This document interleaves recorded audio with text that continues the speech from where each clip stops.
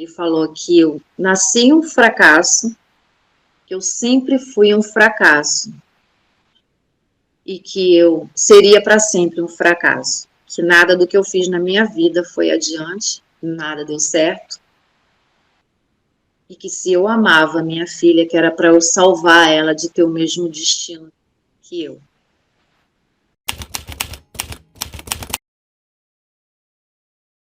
Vem de um histórico de rejeição, desde o momento da concepção, porque a família do meu pai, eles tinham boas condições, os irmãos, mas como meu pai tinha sido sempre muito doente, desde a infância, então ele não conseguiu estruturar muito bem a vida dele, era o filho mais novo, então eles viam ele como o doente, que não ia conseguir fazer as coisas irem adiante, então ele e minha mãe já tinham tido a minha irmã, e eles achavam que já estava bom. Então, quando a minha mãe engravidou de mim, a família toda pediu para que minha mãe me abortasse. E, claro, né, minha mãe não fez isso. E então eu acredito que eu já nasci com aquele sentimento de rejeição. Eu era uma criança que chorava muito, eu não conseguia interagir com os coleguinhas no jardim de infância. Eu não brincava no jardim de infância, eu tinha muito medo de tudo, e a minha mãe até me chamava de bicho do mato. Chegava a visita lá em casa, eu corria para debaixo da cama, eu me escondia, e a família sempre, como a gente era a parte pobre da família, eles não chamavam a gente para as festas, para os eventos, quando iam visitar minha tia que morava do lado, não visitavam a gente pequenininha, a gente ficava com aquela dor de não tem importância. A gente ficava feliz porque estavam chegando as tias, os tios na casa da minha tia, a gente ficava achando que eles iam nos visitar, só que eles não visitavam. Então, para a gente era sempre as migalhas de tudo. O avô e a avó só dava presente para os outros netos, para a gente não tinha importância para eles.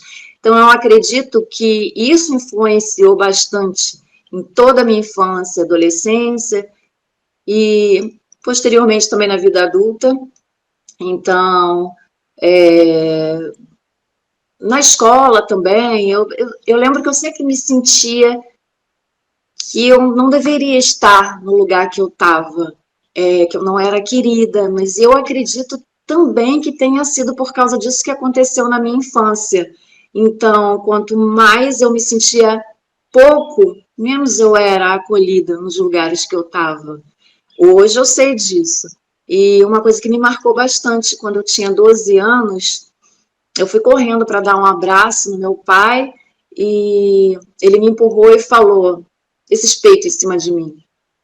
Então, aquilo me marcou profundamente. Meu pai rejeitando meu abraço. E também não tinha muito diálogo. Não tinha diálogo. Aconselhamento de vida, era tudo na base do grito, da surra, puxão de cabelo, soco na cabeça, beliscão, chinelada. Então, eu acredito que isso também influenciou bastante todo o meu modo de ver a vida, de me ver, principalmente, de ver as pessoas. Então, eu já cresci me sentindo menos, me sentindo com saldo negativo. E eu achava que a vida, que eu estava em dívida com a minha mãe e com todos por eu ter nascido. Eu já tinham feito um grande favor, eu estava em dívida com a vida, porque não era para eu ter nascido.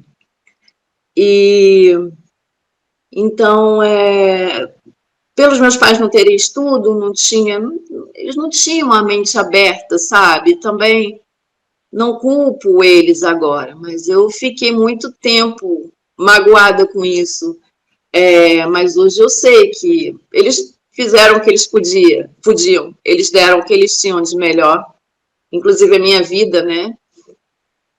Enfim, quando eu tinha 5 anos, a minha mãe e o meu pai levaram a gente para ir num enterro no cemitério, né, ver o velório de uma família que tinha sido brutalmente assassinada, toda a família, os corpos estavam expostos.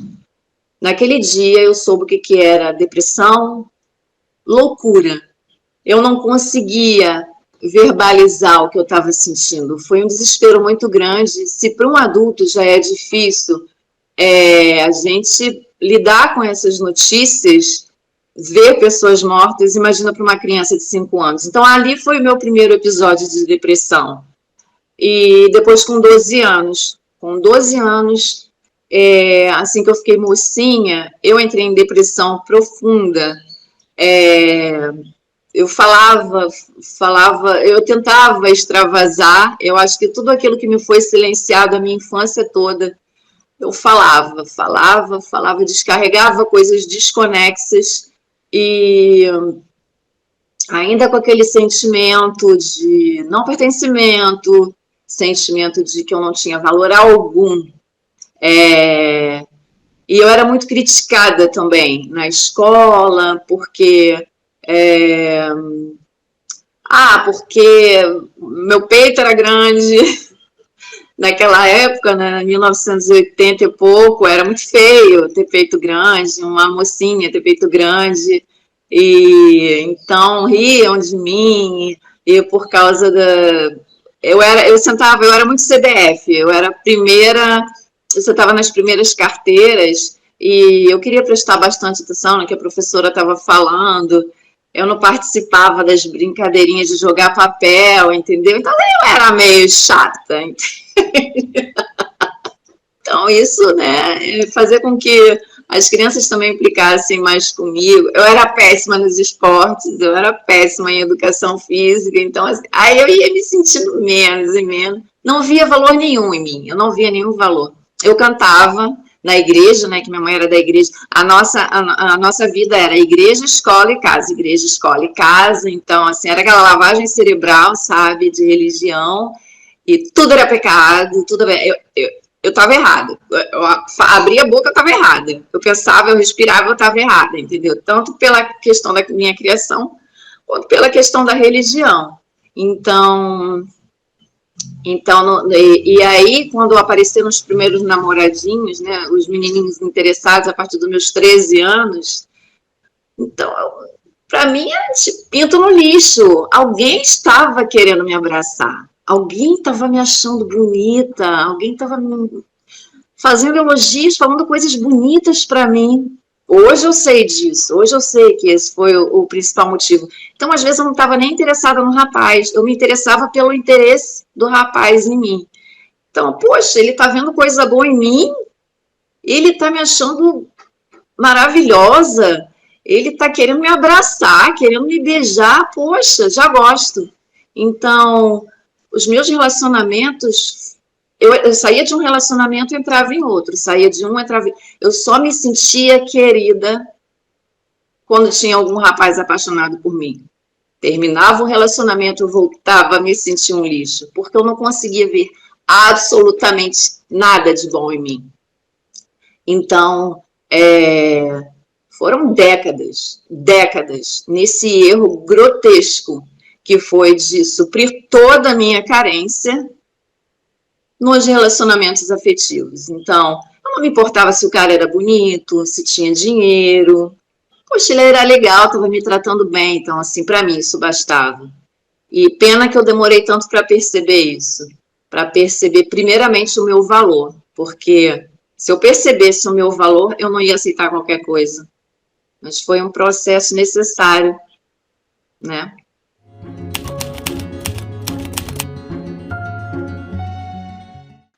Eu tinha 14 anos e ele tinha 23 anos. Então, ele era completamente narcisista hoje, eu sei, manipulador. E eu achava que ele era o homem da minha vida. E a minha primeira vez foi um estupro. Minha primeira vez com ele foi um estupro.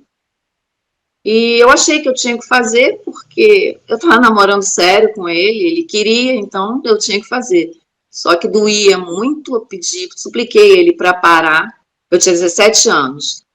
supliquei a ele para parar, que estava doendo. Ele falou: peraí, que eu já estou terminando. Então, eu cheguei a ficar com ele até os 18 anos. E assim que a gente terminou, e foi ele que terminou, porque ele já tinha feito, né, o que ele queria fazer, né? Então não tinha mais valor. Mas aí eu já engatei de novo num outro relacionamento, porque eu não conseguia ficar sozinha, sem alguém me amando, sem alguém achando, vendo coisas boas em mim. Ou eu achava, né, que era amada, entre aspas, porque esse primeiro namorado, inclusive, ele chegou a me bater. E se fosse hoje, né, claro que eu não permitiria isso. Mas como eu achava que eu estava sempre em dívida com todo mundo, eu permitia que as pessoas fizessem as coisas comigo. Eu sempre questionei muito, sempre não, eu acho que comecei com 15 anos a questionar tanto a questão da religião, quanto as outras pessoas. E aí, quando tinha 17 anos, eu visitei um matadouro, assim, por acaso, porque eu e minha irmã, a gente tinha um amigo que trabalhava no matadouro. Aí ele falou assim: vamos ali passar rapidinho no meu trabalho? Tá. Chegando no matadouro, eu vi o boi no corredor da morte chorando. E aí como assim o boi chora? Como assim é isso que eu como? Não tinha ninguém falando de vegetarianismo, não tinha internet, eu não sabia nem o que era vegetarianismo. Só que a partir daquele dia eu decidi que eu não ia mais me alimentar de animais. E então já tem 33 anos que eu não como mais cadáver. E eu carrego isso com muito orgulho. Quando eu tinha 20 anos, eu conheci o meu primeiro marido. Ele tinha 19 e foi tudo lindo, maravilhoso, aquela paixão avassaladora. E quando ele tinha 21 e eu 22, a gente casou e eu reconheço que eu casei mais para me sentir livre, me sentir independente, sair da casa dos meus pais. E aí, tava tudo bom, tava tudo bem, mas aí ele foi ascendendo profissionalmente. E aí depois de um ano e meio de casamento, ele me pediu para sair de casa, eu saí, não tinha ideia de direitos, nada disso. E foi assim, foi um fim bem traumatizante para mim. Eu cheguei a pesar 48 quilos, que eu também fiquei em depressão profunda. E, e passei 2 anos. Aí eu já não estava mais na igreja, aí que eu fui viver a minha adolescência, com 24 anos. E aí eu fumei, eu bebia final de semanas, aí eu namorei, tentando esquecer ele. E foi aí que eu conheci o pai da minha filha, no início de 2002. Eu tinha falado para Deus no final em dezembro de 2001. O primeiro homem, não, se o meu ex não voltar até o dia 31 de dezembro, o primeiro homem que, se eu colocar na minha vida, vai ser o homem dos meus sonhos, minha alma gêmea. E foi aí que eu conheci o pai da minha filha. Eu tinha 26 anos e ele 24.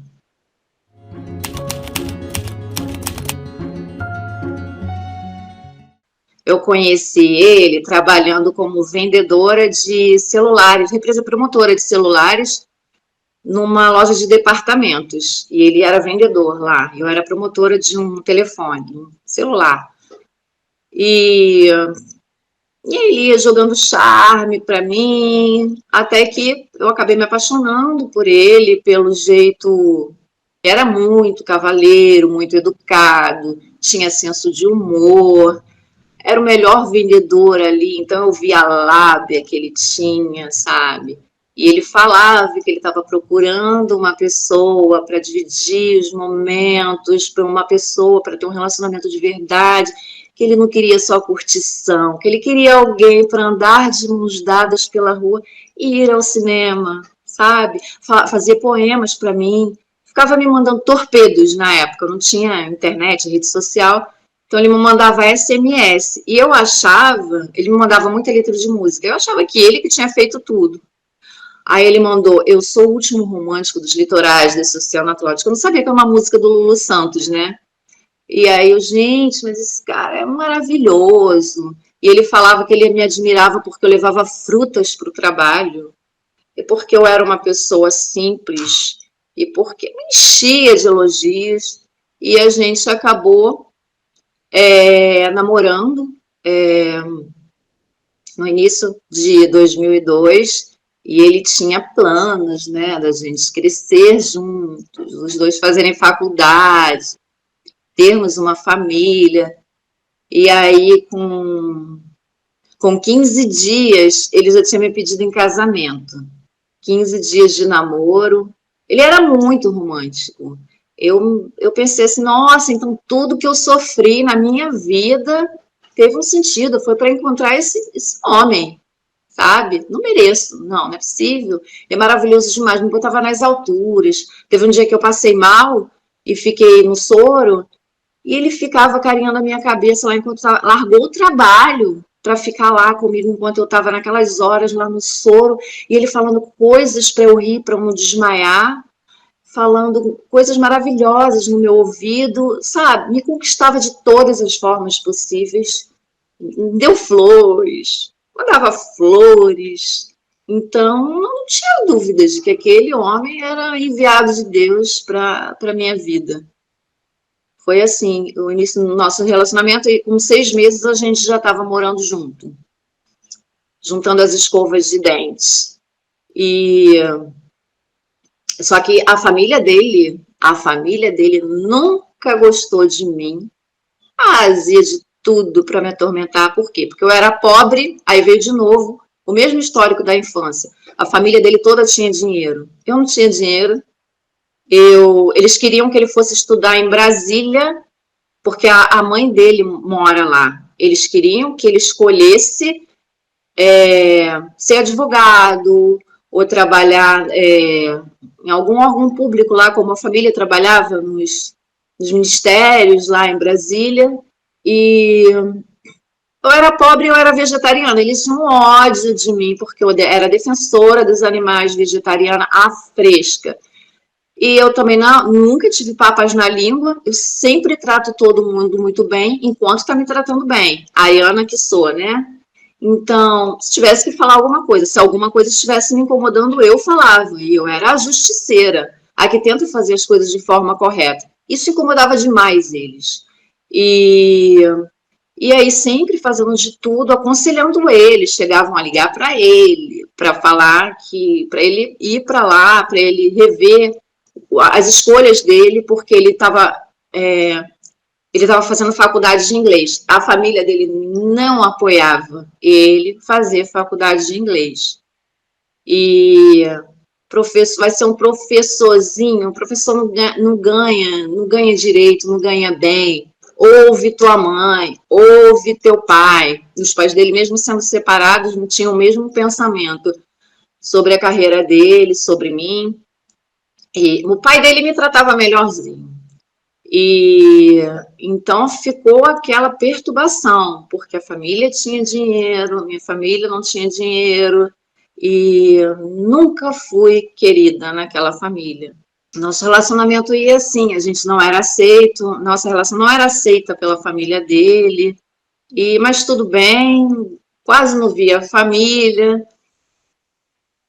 E eu que ainda incentivava ele a ligar para a mãe dele. Eu falava, liga para tua mãe. Ele, ela não liga para mim. Eu falava, mas faça você a sua parte. E eu fazia ele ligar para ela, mesmo sabendo que a mulher me detestava. Então, esse foi o ano de 2003, 2004, ele fazendo faculdade, e a dele era federal, o FRJ, porque ele teve condições de fazer o pré-vestibular. Ele é muito inteligente, isso eu não nego. Tem muitos atributos positivos ele. E uma coisa que ele fazia que eu não via os sinais, uma mentirinha boba aqui, uma mentirinha ali, e eu relevava, sabe? Pensava assim, ninguém é perfeito, eu também não sou perfeita, E é ele sempre jurando amor eterno, sempre aquela seda comigo. Fala, enquanto eu estava dormindo, ficava falando música, letras de músicas. Aquela música do Armagedon, do Aerosmith, ele falava em inglês e português no meu ouvido, eu acordava com ele fazendo altas declarações. Então fazia aquela lavagem cerebral, né? Aí não tinha como eu duvidar. Esse homem me jurando amor eterno, me enchia de elogios, falava que eu era a mulher mais iluminada que ele conheceu, que ele não me largaria por nada, só se eu fizesse uma coisa muito séria, tipo matar alguém. Então eu acreditava nessas palavras, nessas promessas, e como ele era assim um ótimo profissional, ele era uma pessoa muito diplomática, se dava bem com todo mundo. Então aquilo também me conquistava, mas até então estava tudo bem, né? E eu tentei fazer uma faculdade, meu sonho era ser veterinária, só que aí não tinha dinheiro para passar o dia inteiro na faculdade sem trabalhar e ainda tinha que pagar a faculdade. Então aí eu optei por ciências biológicas, só que eu fiz um período só porque eu consegui 70% de financiamento do FIES e os 30% eu tinha que pagar, ele não me ajudava. E aí a empresa que eu estava trabalhando decretou falência, mandou todo mundo embora, não pagou ninguém. Eu tive que sair da faculdade também, então ficou aquele sonho assim no ar. E, e eu tinha um sonho, meu maior sonho era ser mãe, porque eu sempre gostei de bebê, de criança. Na igreja, as mães vinham com os bebês e já me entregavam para eu passar o culto com os bebês, porque eu adorava. E elas super confiavam em mim. Eu, com 12 anos, eu já cuidava dos bebês. Eu gosto até hoje, eu gosto demais de crianças, animais, bebês. E então meu sonho era ser mãe, só que eu era infértil. Eu descobri ao longo da nosso relacionamento que eu tinha endometriose, não conseguia engravidar, e aí ficar com aquela dor, com aquele sofrimento. Meu Deus, eu não vou ser mãe, não acredito, não acredito. Enfim, vamos chegar lá. Aí,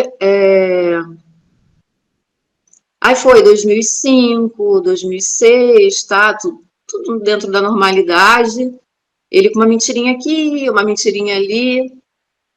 Quando chegou em 2007, eu tive um sonho, que eu estava grávida, janeiro de 2007. E acordei me sentindo mãe. Aí eu não entendi nada, porque eu pensei, por que eu tô me sentindo mãe se eu não posso engravidar? E esse sonho, eu sonhei que na minha barriga de grávida tinha, metade da barriga estava com plástico preto. E aí o meu pai faleceu um mês depois desse sonho. Eu perdi meu pai grávida e ele falou: cuida bem dessa criança porque eu acho que eu não vou ver. E aí, nesse dia que eu tive esse sonho, 10 dias depois eu fiz o exame e tinha dado positivo. Enfim.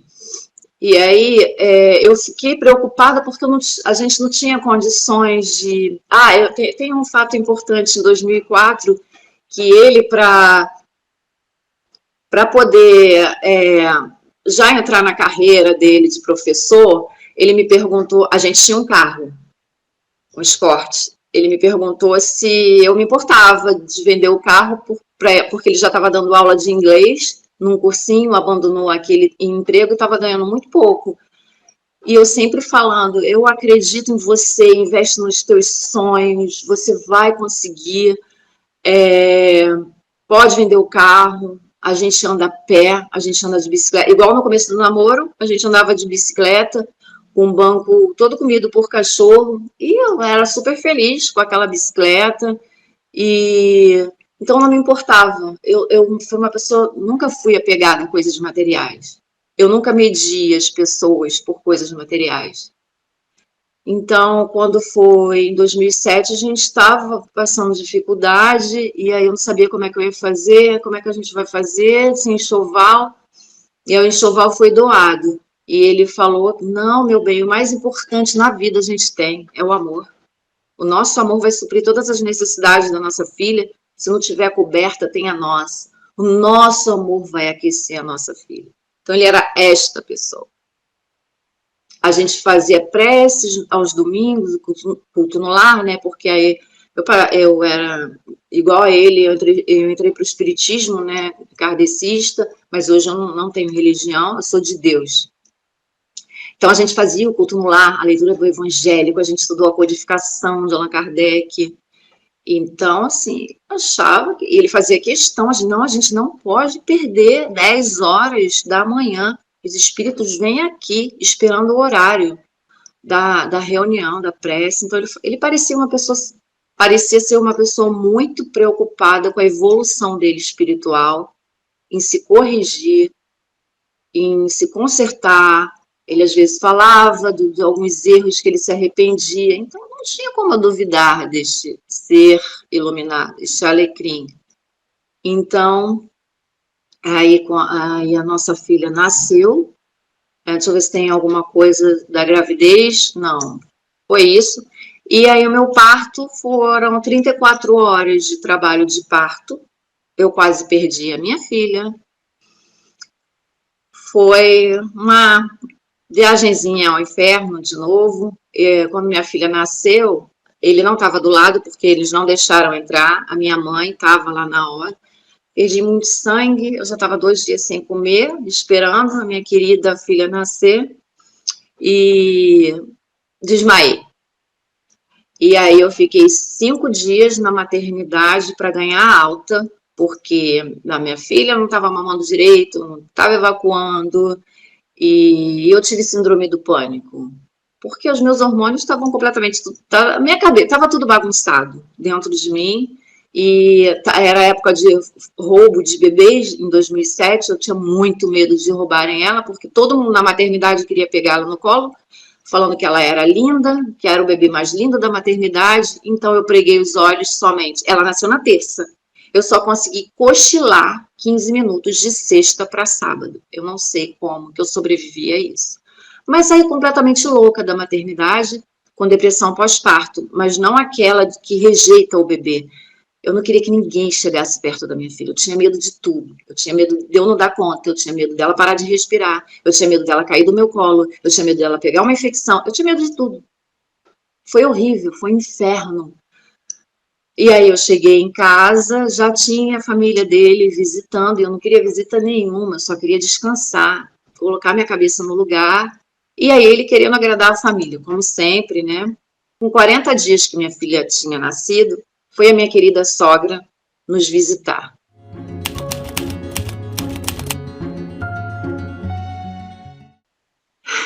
Foi outra situação deprimente.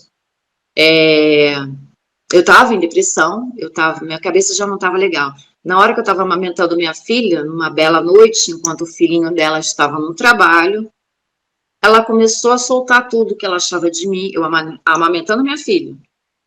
E ela falando que o Washington, o codinome que eu coloquei para ele, o Washington não era para estar vivendo essa situação se ele tivesse me ouvido, não era para ele estar agora com uma mulher, uma criança para criar, sozinho, coitada do meu filho. E eu chorei, e ela falou, engole esse choro, porque ele já está chegando, ele não merece passar por isso. Então, isso também foi uma situação que me marcou bastante. Sempre criticada pela família, eu fazia tudo errado, não podia dar só peito para minha filha, eu tinha que dar uma mingau, porque aquela menina estava muito magrinha, e a culpa toda foi porque eu não comi carne enquanto eu estava grávida. Eles falavam que minha filha ia nascer muito doente, sendo que quando eu fiz o meu pré-natal, a obstetra me deu os parabéns, que ela falou, eu nunca vi uma gestante com os exames tão bons, justamente você que não come carne. Porque eu comia legumes, frutas, verduras, ovo cozido, que é muito bom para o neném. Então, assim, sempre sendo criticado, que eu fazia tudo errado. E tem um detalhe muito importante, que ele, antes dele começar a dar aula de inglês, ele não acreditava no potencial dele, ele não acreditava no inglês dele. Eu mesmo sem entender absolutamente nada de inglês, eu falava que o inglês dele era maravilhoso. Eu fui uma vez na faculdade com ele e vi todo mundo falando inglês. E ele estava muito inseguro e ficou me perguntando, meu bem, o meu inglês é péssimo. Eu falei, o seu inglês era o melhor que todo mundo lá. Mentira, eu nem sabia quem estava falando direito, quem estava falando errado. Mas eu sempre colocando ele para cima e falando que não era para ele desistir, E as primeiras provas que ele fazia para tentar dar aula em algum lugar, ele não passava. Eu ficava em casa treinando com ele fingindo que ele era o professor e eu a aluna. Então, sempre colocando ele para cima. Ele não acreditava nele. E eu acreditava nele, não acreditava em mim, mas acreditava, super acreditava nele. E eu sempre pensava também que eu estava fazendo não só por ele, mas estava fazendo pela gente. Pensava, estou investindo também no meu futuro.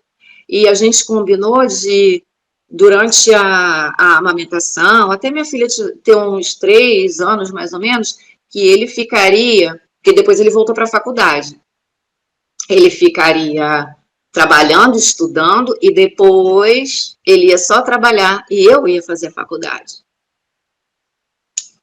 Pois bem, aí quando chegou em 2010, ele falou para mim que eu era a mulher mais maravilhosa do mundo, só que faltava uma coisa, sexo não estava bom, porque eu costumo falar que ele, para ficar ruim, tinha que melhorar muito. Não fazia nada para me seduzir, ele era egoísta, ele acabava de se satisfazer, ia correndo para o banheiro, não queria nem saber de mim, nada. Eu ficava a ver navios. Então, como que a gente vai ter vontade de fazer alguma coisa com um homem desse? Não, não tinha vontade, não tinha. Então, ele falou que esse era o meu único defeito. Só que eu tinha tanto medo de perder ele, tanto medo de perder ele, que aí despertou alguma coisa na minha cabeça que eu virei ninfomaníaca. Então, fiquei com vontade de fazer todo dia, não sei, Freud explica. Todo dia era só a nossa filha tá dormindo, a outra na escola, bora fazer de tudo quanto é jeito, de tudo quanto é posição, de tudo quanto é lugar, dentro de casa, claro. Não me levava para sair, tem esse detalhe também. Mão de vaca que sou ele. Jogava na cara um bombom de 50 centavos que eu comprava. Porque 50 centavos podia fazer muita diferença no nosso orçamento. Eu não podia nem ir no mercado com ele para não olhar para as prateleiras e querer um biscoito. Era assim. Eu contava os dias para terminar o mês, porque o meu único passeio era ir ao mercado. Porque até as férias, eu esperava o ano todo para ele ter férias, ele vendia as férias e sabe-se lá Deus, né? Ele já guardava dinheiro e só fiquei sabendo depois. Então não tinha lazer. Eu ficava trancada com a minha filha no quarto para ele poder estudar, no outro quarto. Não tinha momento para mim.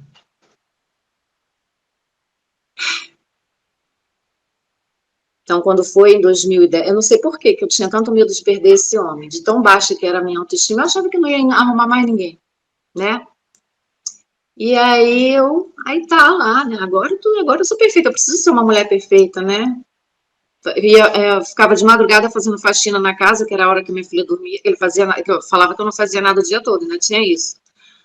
Eu pegava uma lista para anotar tudo que eu fazia durante o dia, de tal horas a tal horas eu amamentei, de tal horas a tal horas cuidei dos cachorros, 8 cachorros, porque ele falava que eu não fazia nada o dia todo.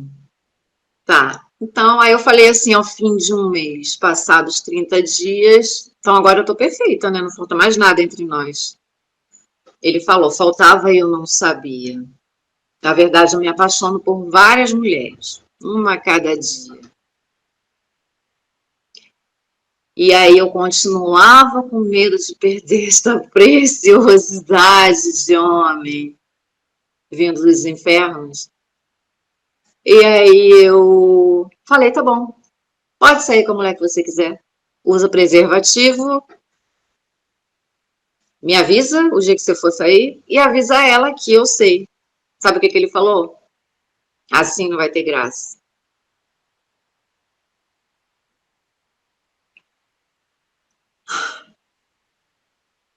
Esse foi o começo do fim. Na verdade, eu acho que já estava acabando desde que começou, né?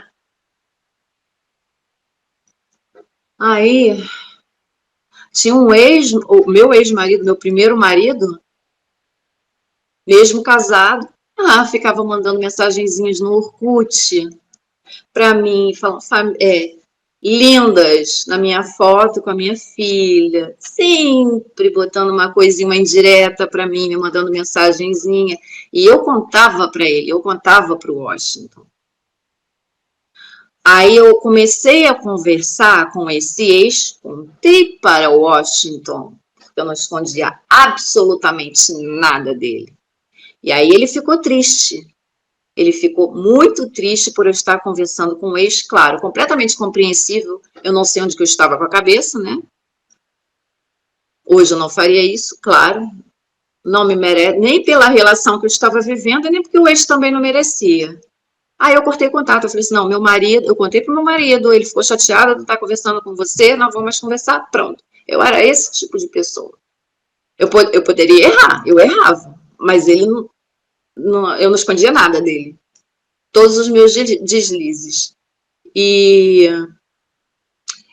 e aí ele falava que ele não tinha, não, eu não tenho mulher nenhuma. Eu falei, você já está interessado em alguma? Me avisa, não esquece. Não, quando chegar o dia eu te aviso.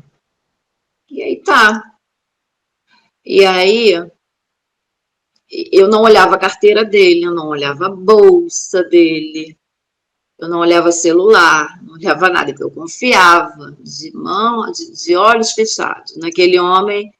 E depois, de um belo dia que eu fui, ele pediu para eu pegar alguma coisa na bolsa dele, tá naquele bolsinho, acho que ele esqueceu o que tinha lá dentro, fui lá pegar, tinha um bolo de notas de R$ 50. Aí eu briguei, né? Poxa, a gente passando dificuldade aqui, passando necessidade. Eu comprava uma roupa para mim, eu tinha uma muda de roupa e uma meia, que era meia de futebol de quando eu era solteira, a meia que eu tinha, porque nem isso eu comprei, nem calcinha, eu usava as cuecas dele.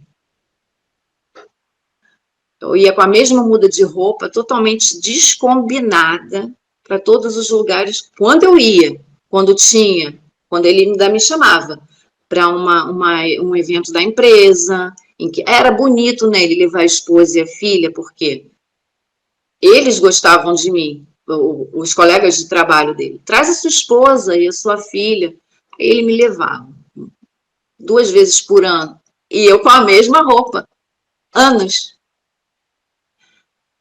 E aí, quando chegou em 2000 e ele falando que eu tinha que ganhar meu dinheiro e eu tinha que ser independente. Eu com essa luta toda, quando aparecia uma barata, quem é que matava? Eu tinha que matar, ele se recusava a matar barata. Um dia que eu não estiver mais aqui, eu achava que ele estava decretando a própria morte, né? A única coisa que passava pela minha cabeça. Você vai ter que matar barata sozinho? Então aprenda desde agora. Eu cuidava dos cachorros sozinha, limpava o quintal, cortava a árvore, podava a árvore sozinha. Isso com a minha filha recém-nascida.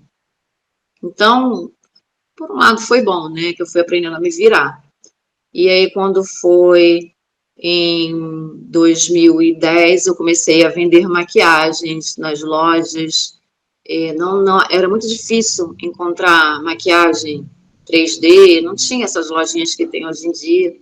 Eu já gostava muito de maquiagem, e aí ele me emprestou, fez a gentileza de me emprestar um dinheiro para eu comprar meia dúzia de maquiagem, daí eu fui comprando mais e mais. E, e aí em 2011 eu montei uma lojinha de maquiagem, porque eu fiz dívida no meu nome, eu peguei dinheiro emprestado. E aí ele não queria, ele falava, não, você tem que começar de lá de baixo, você não pode querer botar as mãos onde você não alcança. Ele não foi nem no dia da inauguração da minha loja.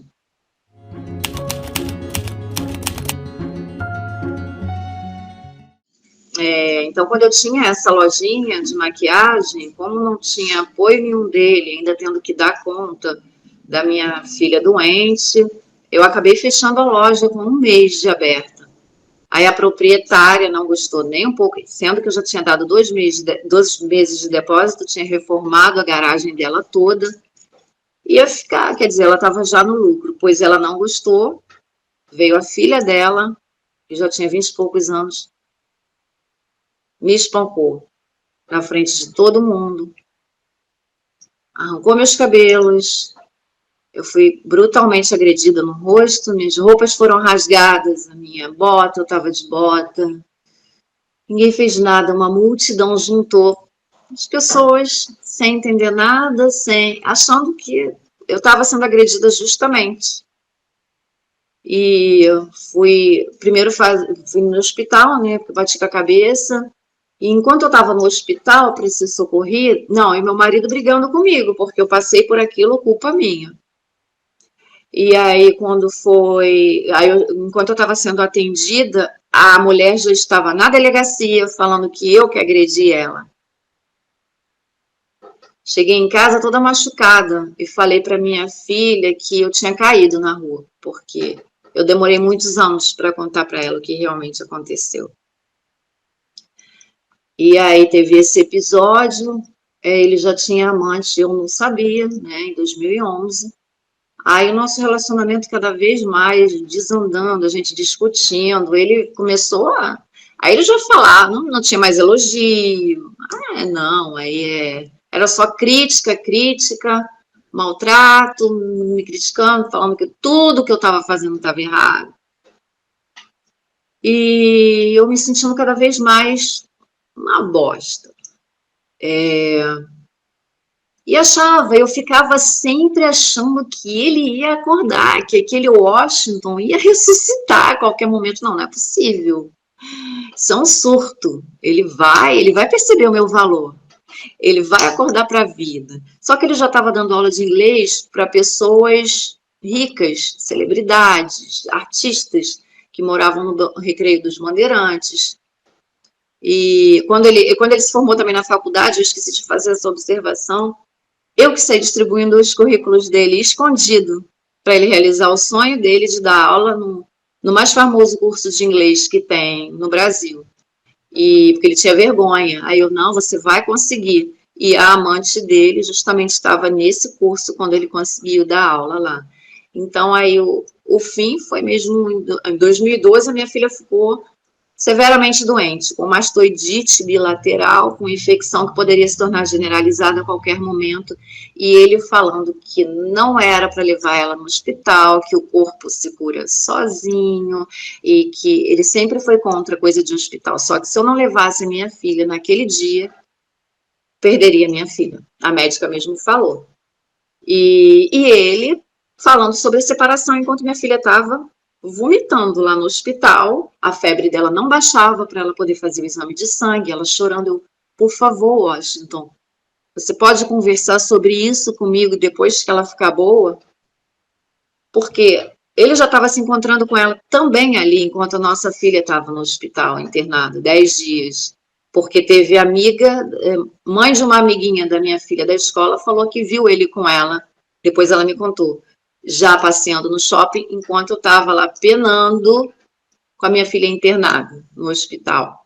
E depois que a minha filha saiu do hospital, que ainda estava se recuperando, ela ainda teve que tomar antibiótico em casa, a pediatra falou, mãezinha, isso não é momento de separação, a imunidade dela está muito baixa, vocês precisam pensar sobre separação só depois que ela ficar boa.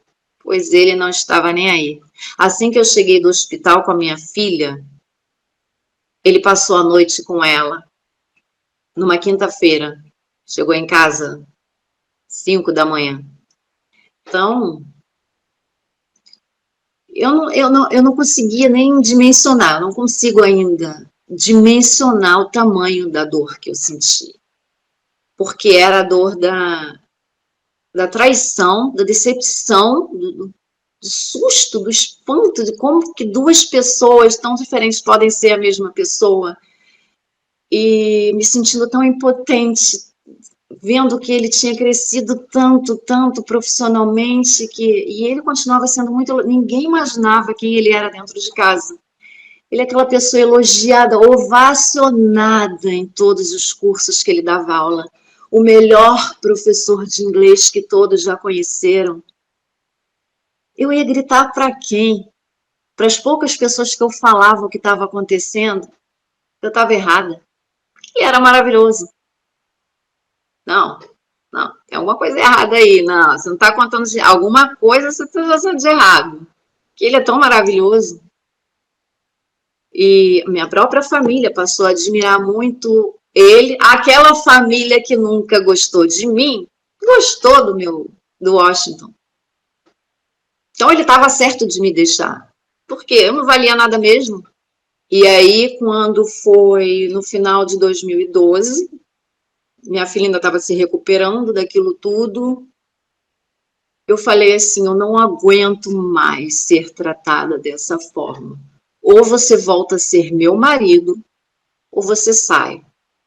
E eu achei que ele ia falar, não, não, vamos conversar. Ele falou, eu saio. E ele saiu no dia 2 de janeiro de 2013. Para mim, a sensação melhor para descrever isso é o chão abriu. E eu não conseguia achar o fundo. O chão abriu, eu estava despencando com a minha filha. Foi assim que eu me senti, num completo vazio, completamente desamparada. Só que como a pediatra falou para mim que a imunidade, que o sofrimento, foi aí que eu descobri que a felicidade aumenta a imunidade. Então eu pensava, eu preciso fingir que está tudo bem, que é tudo muito natural, normal, isso, para minha filha não piorar, porque eu amo demais essa menina, ela é tudo, minha relação é a realização do meu maior sonho. Então eu aceitei, passei a aceitar todas as escolhas dele. Só que eu achava que ele ia me respeitar, tá? Saiu de casa, tá com a mulher que ele quer, né?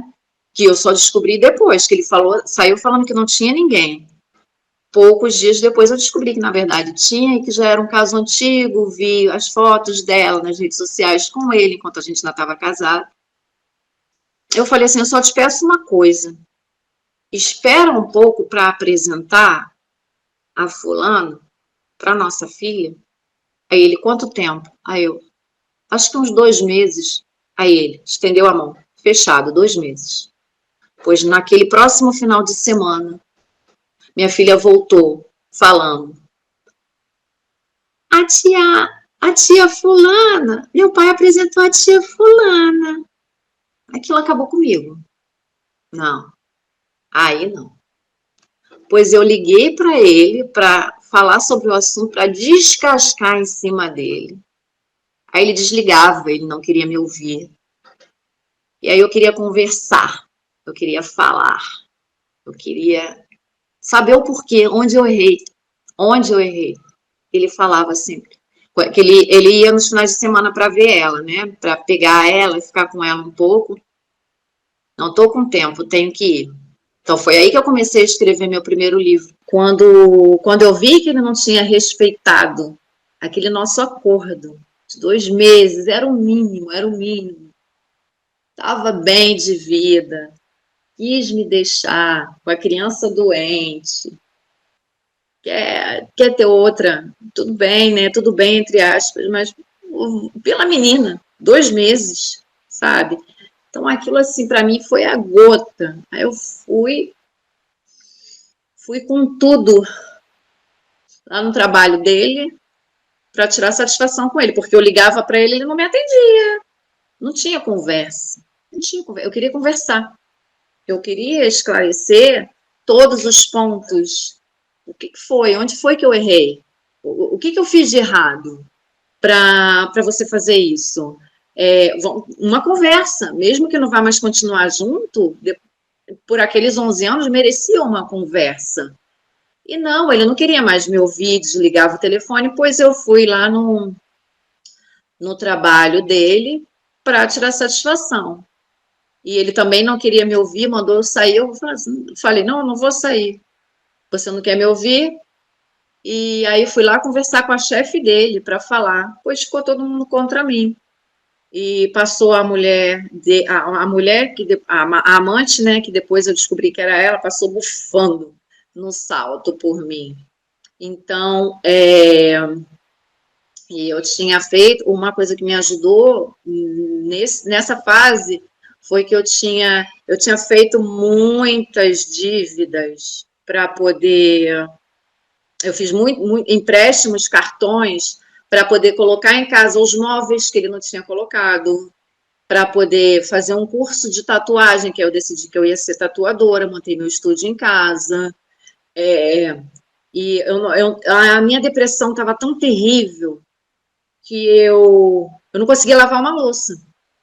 Eu não tinha forças para lavar uma louça. Então, eu ia almoçar fora com a minha filha todo dia, ela saía da escola, passava em casa, mudava de roupa e ia para o shopping. Qual brinquedo que você quer? Ia na loja de brinquedo.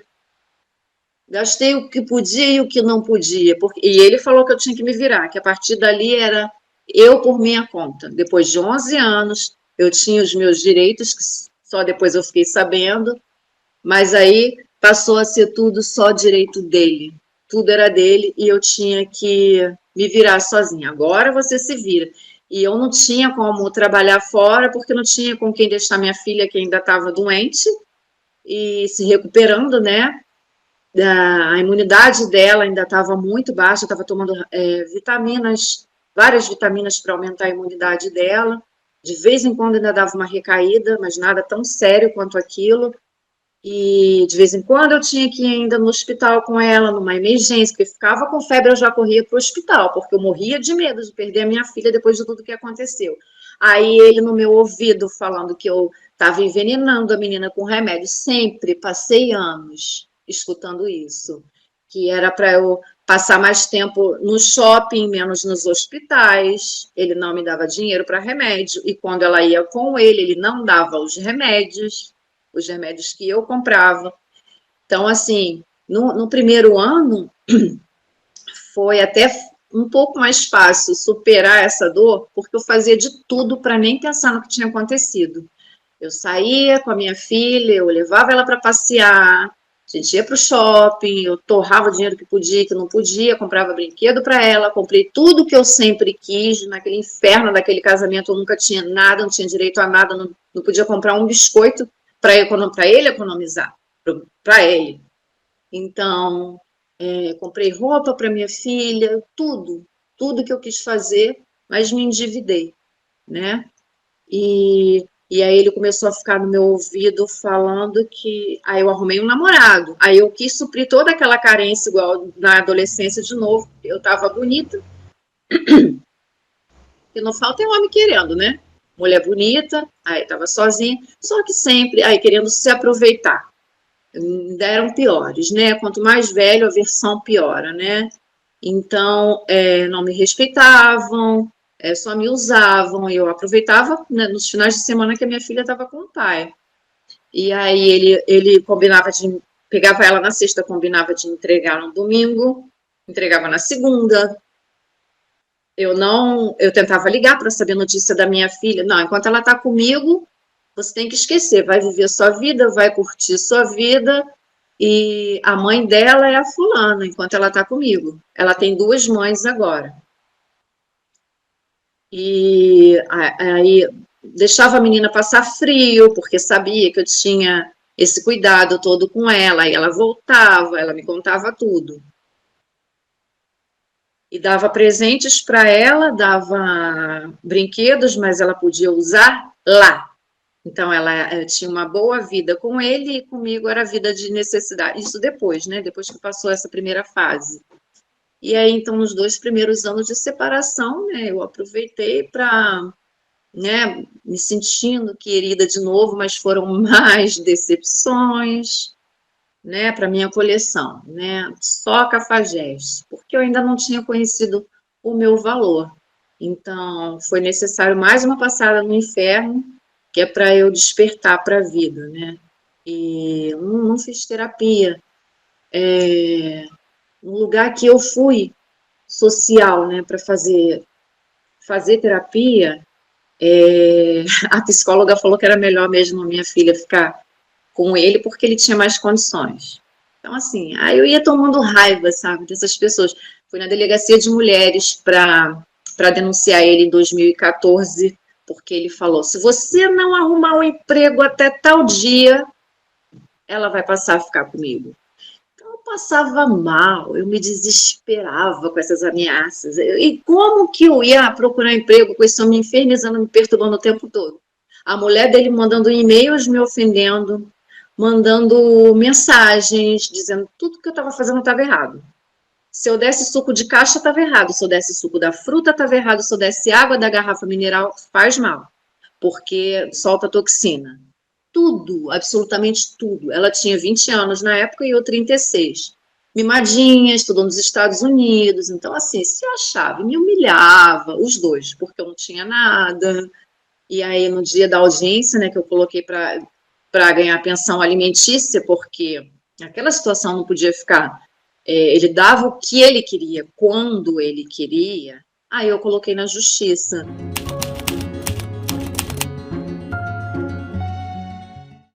O advogado que foi me defender tinha assim, o conciliador, um homem, ele, o advogado dele, eu, a única mulher, e o meu advogado que me distratou no meio da audiência porque eu não aceitei o assédio do amigo dele querendo me levar para o motel. Dei um fora. E ele ficou com raiva. Eu fui reclamar com ele, ele falou assim, ele é homem. E aí foram 4 homens no dia da audiência me humilhando. E falando que, na verdade, o melhor seria, já que eu não tinha dinheiro, que eu era pobre, que eu não tinha condições, que o melhor para mim, se eu amava a minha filha, eu tinha que pensar no melhor para ela. E o melhor para ela é ficar com quem tem condições de dar uma boa vida para ela. Então era daí para pior, humilhação atrás de humilhação. Com esse homem infernizando a minha vida 24 horas por dia. Quando eu arrumei o primeiro namorado sério depois da separação, você não tem que pensar em namoro agora. Você tem que pensar em estudar, trabalhar e ser alguém na vida. Aí fiquei anos sem namorar. Aí quando arrumei. Não, aí quando. Fiquei anos sem namorado de 2014, né? Só fui pensar em homem de novo em 2022. Quando eu fui em 2018, numa audiência lá no Conselho Tutelar, por causa de mais infernos que eles faziam na minha vida e na vida da minha filha, ele falou para a mulher no Conselho Tutelar, para a conselheira tutelar, ela não tem capacidade nem para arrumar um homem. Então, assim, ele só queria me enlouquecer. Tudo que eu fazia estava errado. Então, aí eu tive depressão, e logo após a separação, eu cheguei a planejar, né, dar um fim na minha vida, porque a dor era tamanha, era demasiada. Mas graças a Deus, eu não fiz isso, né, por amor à minha filha. Não podia deixar minha filha, né, passar por essa dor, não merecia.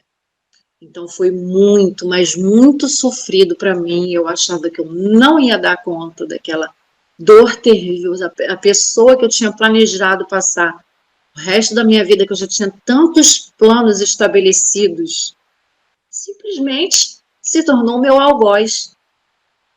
Aquela pessoa que era a única que via coisas boas em mim, os atributos bons em mim, aquela pessoa agora era a que me via como a pior pessoa do mundo.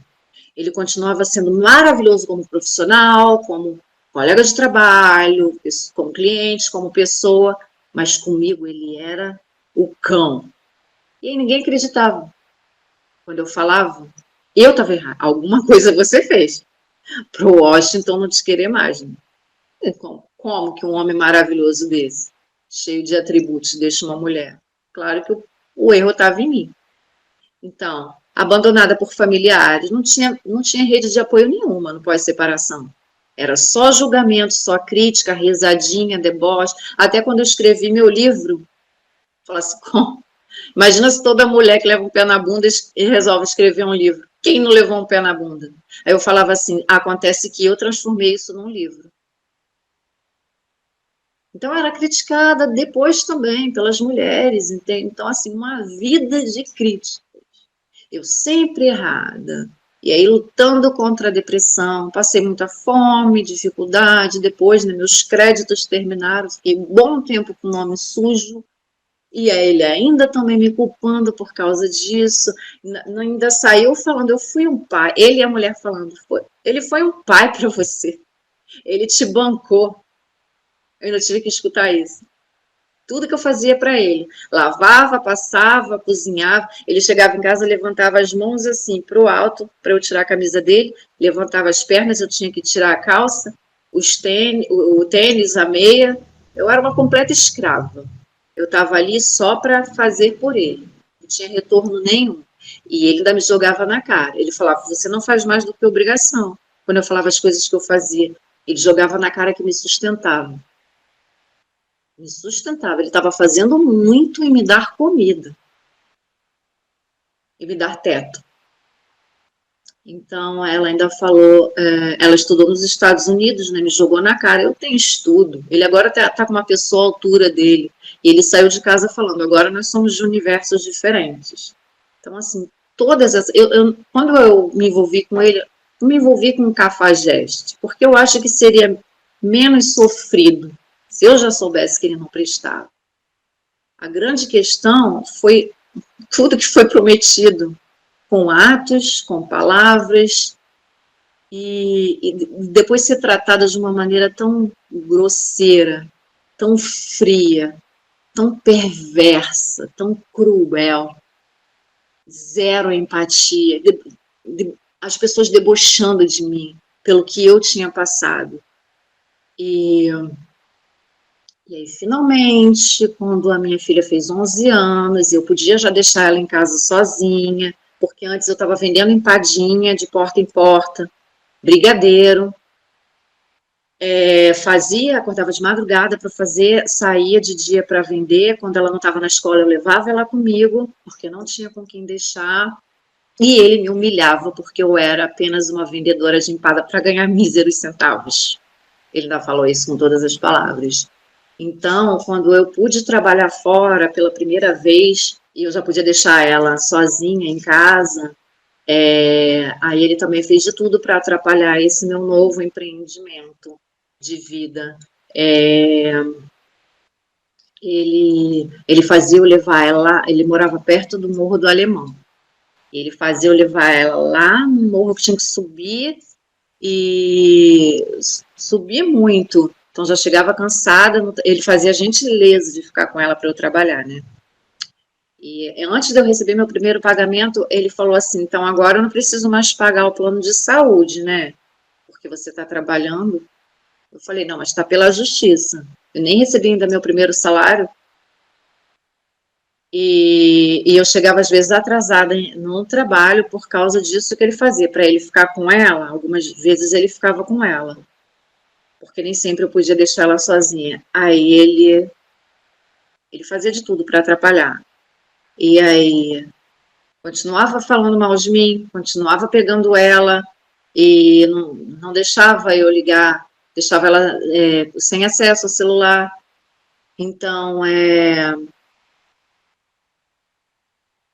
era sempre um calvário, era sempre um inferno, todo o processo. Então, meu sonho. E teve uma vez que ela chegou e falou assim: mamãe, não bota o papai na justiça, não. Ela chegou da casa dele falando isso. Não bota o papai na justiça, não. Então, eu evitava ao máximo falar, porque eu queria expor para todo mundo, nos vídeos, nas redes sociais, mesmo sem ter público. Hoje ainda tem algum público. E eu pensava, quando ela fizer 18 anos, que ela já vai fazer daqui a alguns meses, eu não vou precisar temer mais nada. Porque se ela precisar, porque ela sempre teve pavor da ideia de morar com ele.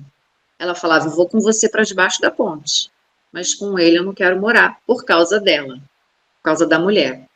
Aí depois veio a pandemia. Aí eu saí do trabalho, eu peguei Covid, fiquei mal pra caramba. E, e aí, logo depois da pandemia, aí ele já ia diminuindo essas agressões verbais que ele fazia, assédio, né, psicológico que ele fazia com ela, porque ela já estava ficando entendida. Então, quando foi em 2022, eu tive a oportunidade de ir para Portugal com a minha filha. E aí lá fiquei na casa de familiares, da parte da minha mãe. E eu pensei assim, agora é a colheita, agora é a vitória. Mas não, por causa de um vídeo meu sobre política, a pessoa não concordou, me botou para fora de casa. Eu fiz um vídeo com meu posicionamento político e eu digo que hoje eu não sou de um lado nem de outro, mas estava tudo muito polarizado. Eu fiz um vídeo usando o meu humor de quinta série, falando de uma coisa muito séria. O vídeo viralizou, foi assistido por quase 4 milhões de pessoas. E por conta disso, e aí eu fui cancelada, antes mesmo de ser famosa. Cancelada e criticada, ridicularizada por todos. Aí eu pensei assim, não, a minha família vai me defender. Não, mas aí eles ficaram contra mim também. E aí fui posta para rua, fui posta para morar na rua, e aí ficaram lá com a minha filha, né? E eu fiquei em situação de rua durante 4 dias. Então, assim, eu estava lá sem emprego em Portugal, sem os documentos ainda, passando muita dificuldade, muito frio, frio de 0 grau que estava fazendo. Então, eu confiei muito em Deus, eu nunca perdi a fé em Deus. Eu sabia que Deus estava comigo e que Deus tinha um plano, um propósito naquilo tudo, e que um dia eu ia entender tudo aquilo que estava acontecendo. E aí, quando eu estava nessa situação, ele me mandou o e-mail com as palavras mais duras, mais duras. Ele falou que eu nasci um fracasso, que eu sempre fui um fracasso e que eu seria para sempre um fracasso, que nada do que eu fiz na minha vida foi adiante, nada deu certo, e que se eu amava minha filha, que era para eu salvar ela de ter o mesmo destino que eu.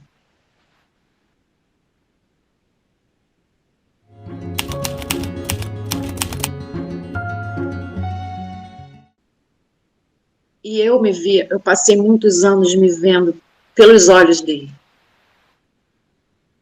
Então essas palavras tiveram um peso muito grande para mim. Ou eu desistia da minha vida, ou eu ressignificava aquilo. Eu não tinha mais nada, nem ninguém na vida. Todos estavam contra mim. Desconhecidos, conhecidos, pessoas públicas, pessoas verificadas. Eu não tinha nada de material, eu tinha a minha saúde e a minha fé. E o homem que eu mais amei na vida, eu não amava mais. Mas as palavras dele me elogiando ainda reverberavam na minha mente. Aquele mesmo homem estava falando as piores coisas que alguém já falou para mim. Foi difícil, mas eu sobrevivi a isso. E eu tenho muito orgulho de mim porque eu sobrevivi a isso.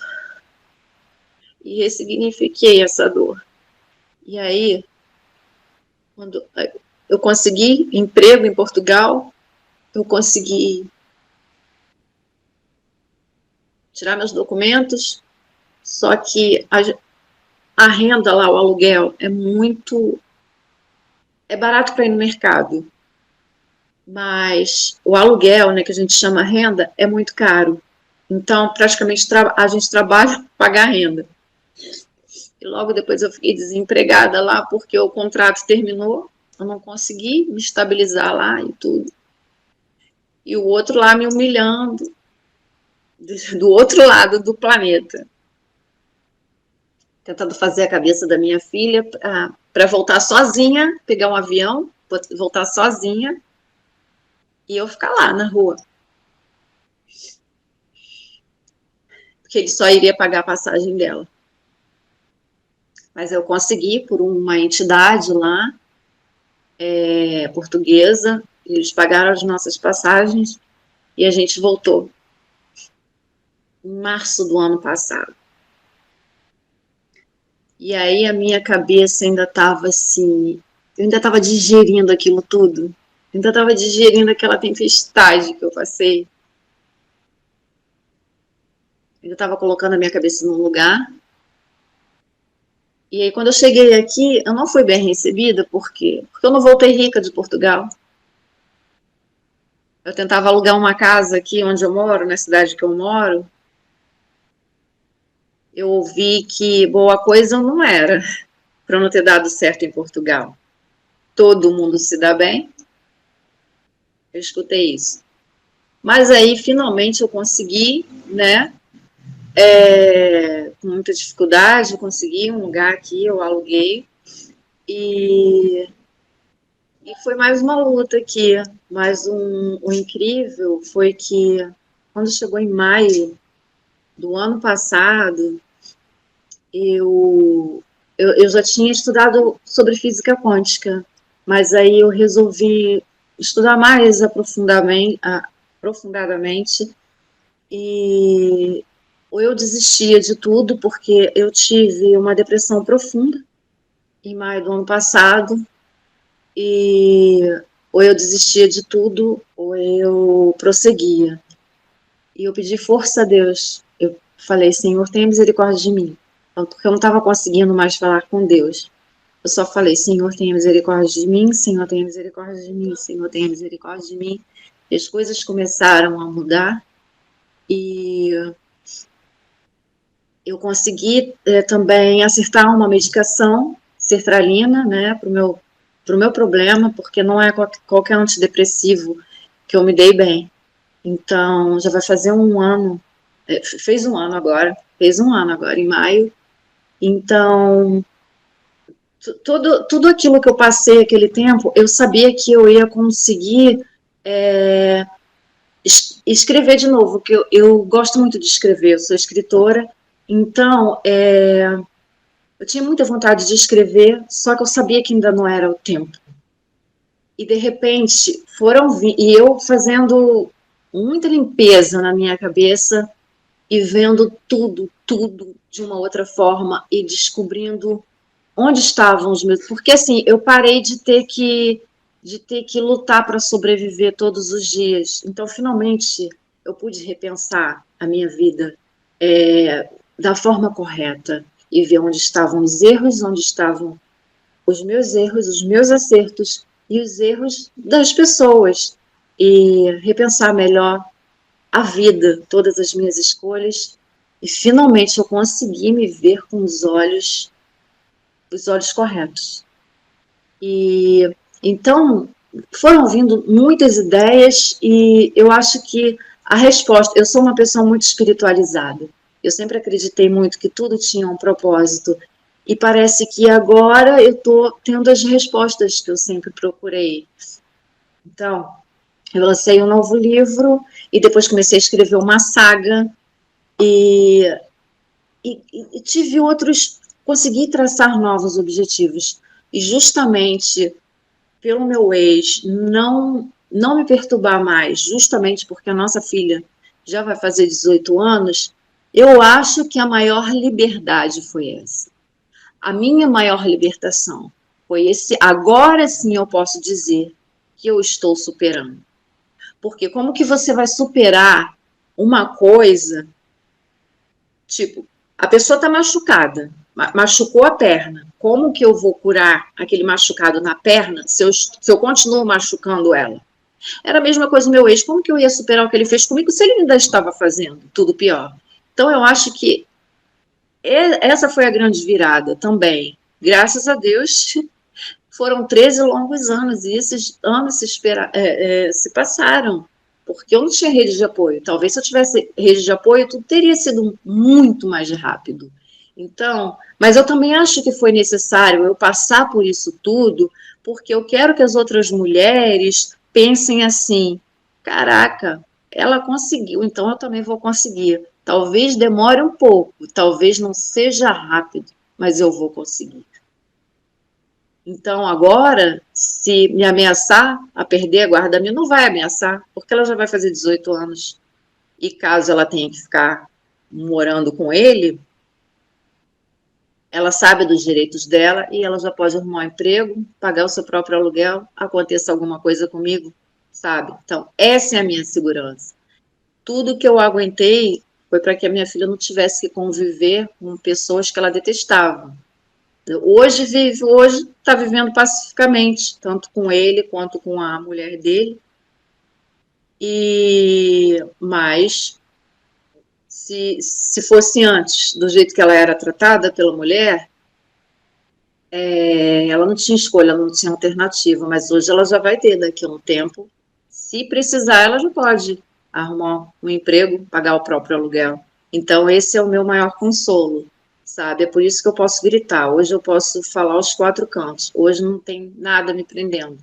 Ninguém mais vai me calar. Nada pode me deter.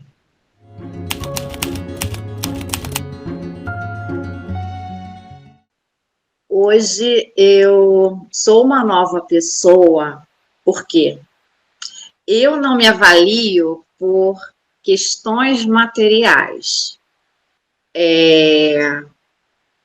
Apesar de eu ser. Hoje eu tenho ambição, porque antes a minha ambição era ser amada. Hoje eu tenho os meus objetivos. Eu quero estudar ainda. Eu quero fazer minha faculdade. Eu quero ser reconhecida como escritora, publicar muitos livros.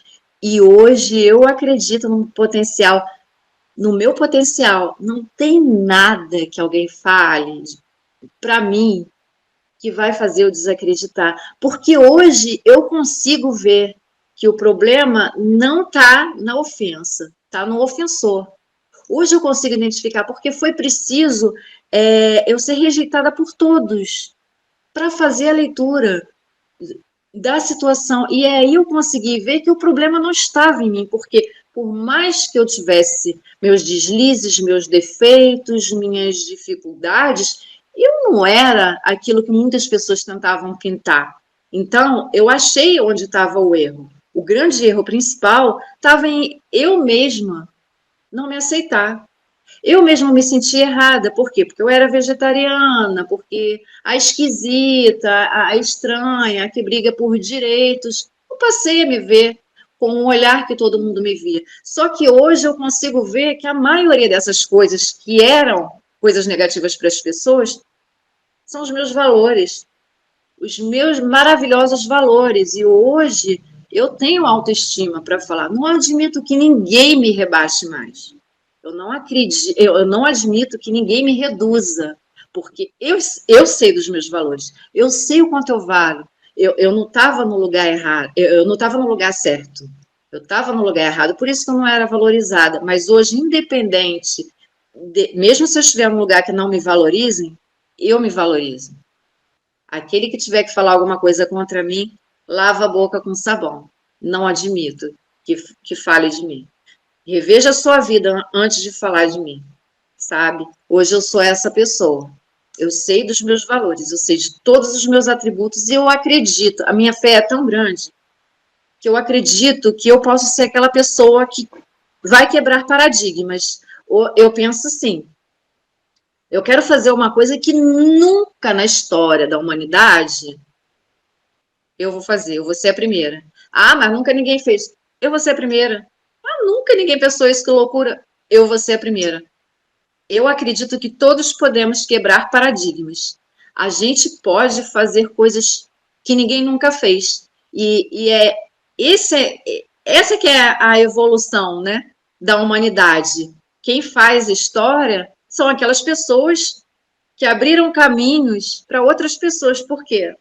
Fizeram coisas que nunca ninguém pensou, inventaram coisas que nunca ninguém inventou. Então eu penso, por que eu não posso ser a primeira? Eu sou essa pessoa hoje, que nem o céu é o limite, entende? E eu quero levar essa mensagem para outras mulheres também. Eu quero que elas acreditem nelas mesmas e que elas não se reduzam para caber num relacionamento.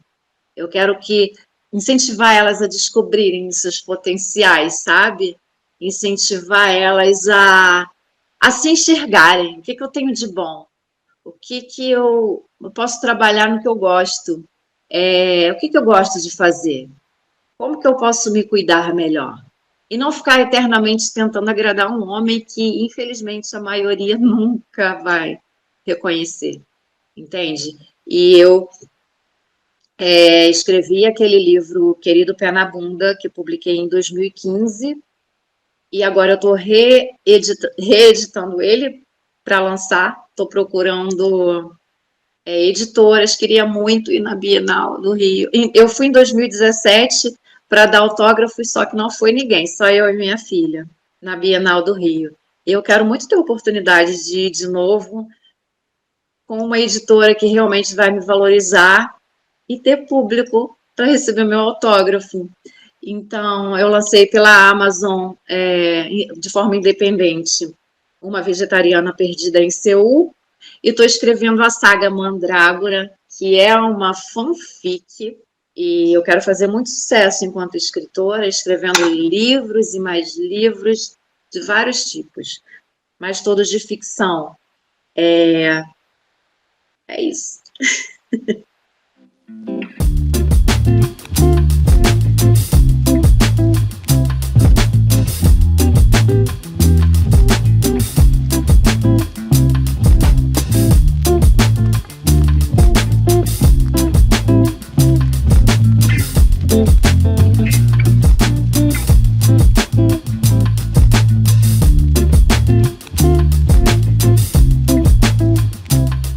E aí, o que você achou da história da Patrícia? Comenta aqui para eu saber e compartilha essa história com todo mundo que você gosta. E ao comentar, lembre-se que atrás da tela tem uma mulher que já foi muito machucada pela vida e não precisa de condenação. Seja empática e cuidadosa com as palavras. E para contar a sua história de divórcio no nosso canal, é só preencher o formulário que está aqui na descrição do vídeo.